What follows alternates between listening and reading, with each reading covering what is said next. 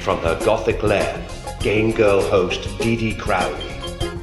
Hey guys, girls, and Jill sandwiches. I am here today to talk about a game I have been super excited for the past year, since Resident Evil 2 Remake released last January. Of course, I'm talking about Resident Evil 3. Yay! I'm so excited. I am a big Resident Evil fan. If you follow any of the places that I write for, you'll know that I have extremely strong opinions on Resident Evil. So I'm really, sorry, my stuff fell asleep. I'm really excited to talk about it today. Now, the first thing I want to talk about is this bitchin' shirt right here. This is from a company called Mutated Beard. So I'm sporting my Jill sandwich shirt. And I have another one that says, I hope this is not Chris's blood. And I was debating, but I'm like, you know what? This is a Jill-centric game, so let's work with the Jill sandwich. What I want to talk to you about today is the best moments in Resident Evil. Now, I will be reviewing Resident Evil 3, but that's going to be over at 1428 Elm, where I reviewed Resident Evil 2. So if you want to read my review and my thoughts, I'm hoping to have that posted by Friday. We'll see. We'll see how long. I'm one of those people that when it's a game that I love, I tend to go very slowly through it and kind of like poke myself into every corner of the game to find stuff. So, best moments of the franchise, and I'm talking Resident Evil 0 all the way to Resident Evil 7, including the remakes, all of that. So what are the best, in my opinion, 5 moments of the entire franchise? And I don't mean those god-awful movies. The first one is going to be from the Resident Evil 2 remake. This is when William Birkin busts through. Oh, by the way, there's going to be spoilers. If you haven't played these games, which are like over 20 years old,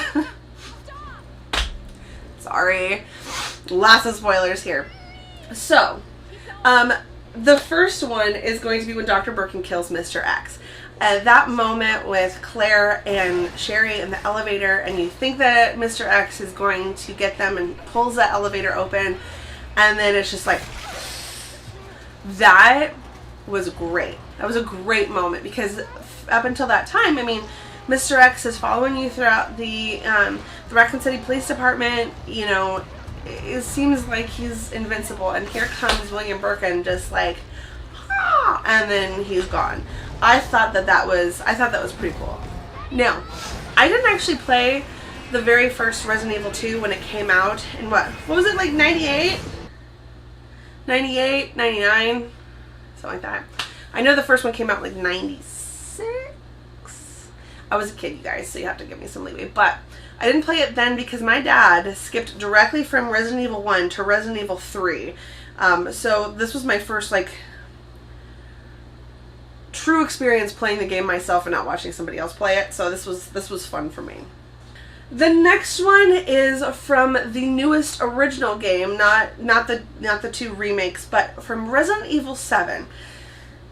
Now, as a hardcore Resident Evil fan, I was on the fence for a little bit about Resident Evil 7. I mean, yes, they did some callbacks to the franchise, the lore with the pictures and the Umbrella Corporation, like you get in that god-awful Chris.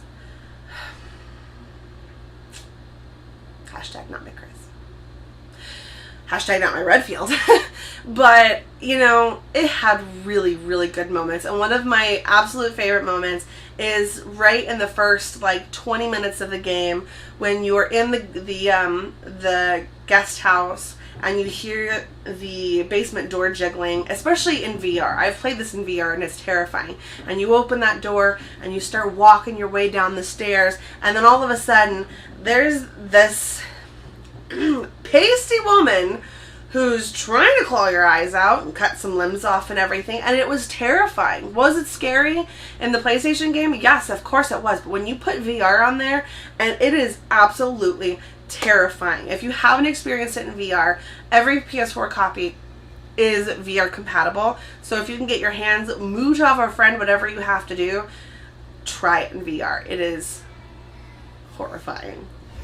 Next up, we have the moment of the shirt. I guess you could say, I was going to say the moment of the hour, but the moment of the shirt, the Jill sandwich moment. You were almost a Jill sandwich. You're right. Now, I'm talking the original PS1 moment, because in the, was it GameCube remake? And then the remake of the remake, the remastering, Barry doesn't say you were almost a Jill sandwich. He said you almost could fit nicely into a sandwich, which is not, it doesn't have the same, it's not the same. So, one of my favorite moments, number 3, is going to be you were almost a Jill sandwich. It was the epitome of just terrible video game voice acting. And yeah, I mean, it was perfect. It was just a perfect bad voice acting moment. And one of those that will live in infamy in Capcom terrible acting history. Number 2.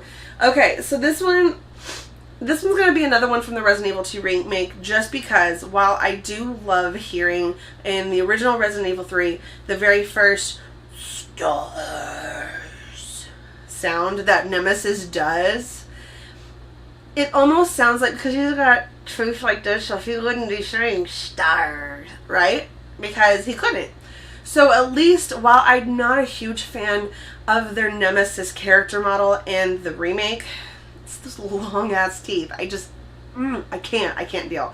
While I'm not a fan of the character remake for Resident Evil 3 remake, I like the character model for the original better, I do like the voice a lot better. So when you're, going your way through the Resident Evil 2 demo that was re-released after Nemesis was then revealed, you go in and you're in front of the RPD and you hear stars.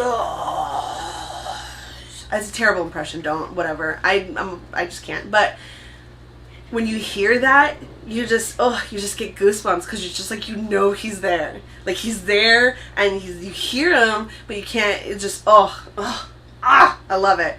I love it.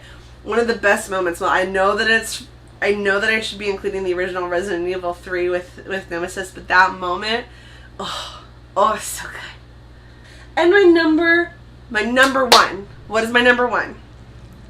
Of course, my number 1 is going to be the very first appearance of a zombie in Resident Evil 1. Now, whether or not I'm talking about the original or I'm talking about the remastering of Resident Evil 1, they both have the exact same impact. Yes, the remaster was a lot more graphic, but when, you go through the dining room hall and you turn left and then you turn right and you see the hunched over and you just like, right? And then wait. I love it.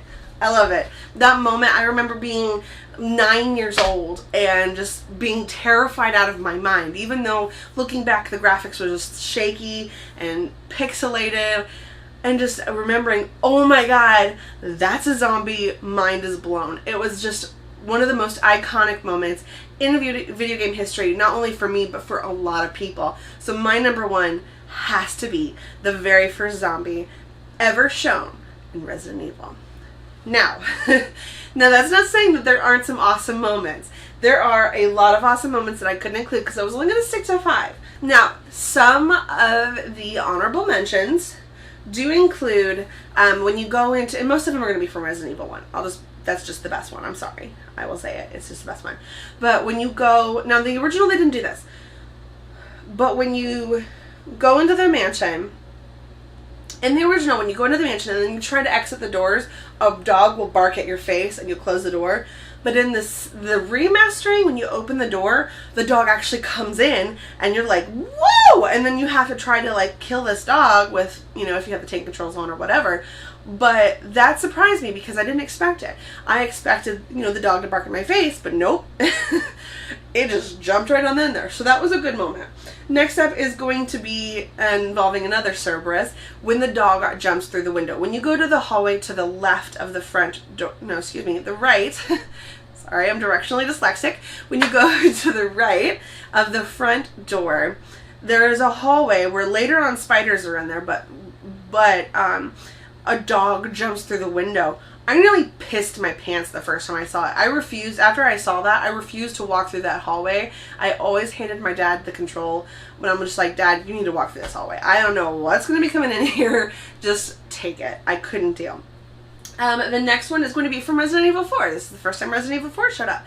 The first appearance of Dr. Salvador. Now, Dr. Salvador is best known by his bagged head and his roaring chainsaw. Now, I kind of thought that the chainsaw guys in Resident Evil 5 were a little bit more scary, but I wasn't as close to Resident Evil 4 as I was to Resident Evil 5. I kind of preferred that game over 4 for a while. No judgment, you guys, but yeah, the first time that you see this infected come out, I guess parasitically infected, come out with a chainsaw, you're like, shit. Uh-oh, right? And then the last one I kind of mentioned before is, I hope this isn't Chris's blood. That was one of the ones from the very beginning that's just, I don't know, maybe I just like it because I got a t-shirt on it. I originally saw Cadicarus wearing the I hope this isn't Chris's blood shirt, and I'm like, oh, that has to be mine. And I just remember that moment where he's just like sticking his fingers in there and he's like, I hope this isn't Chris's blood. Well, gross if it is. So you guys, thank you so much. This is my top 5 and my honorable mentions. I couldn't justify doing more than 5 just because that would mean I'd be listing so many good moments. I mean, there's the top 5 moments that give you the feels, but there's just so many moments that we could go through in the franchise. But I want to know your favorite moments. What are the top 5 best moments from the Resident Evil game franchise to you? Let me know in the comments. I'd like to hear it. I'd like to see which ones made an impact on you. So I cannot wait to review this game. I am so excited. I am ready to go. I'm ignoring all the reviews that I'm seeing so far because they're not all great so far, and I really want to have like a good first impression of this. So thank you guys so much for watching, and listen to me, oh my gosh, it's been 12 minutes. Listen to me Babylon for 12 minutes about Resident Evil. And yeah, I will see you next week.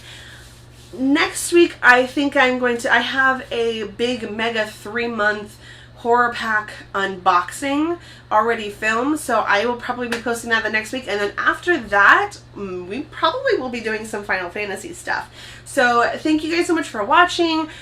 Check out the rest of the Pop Culture Minefield videos. Check out my review of Resident Evil 3 over at 1428 Elm. If you would like to, my Patreon is linked below. It'll help me keep my literal lights on in this time of crisis. And I will see you guys next week. Bye! Hey guys, thanks for watching Pop Culture Minefield. If you've enjoyed the show, please remember to like and subscribe, and don't forget to hit the bell icon. Remember, you can find us at Pop Culture Minefield on both Facebook and Instagram. Thank you again. Y'all come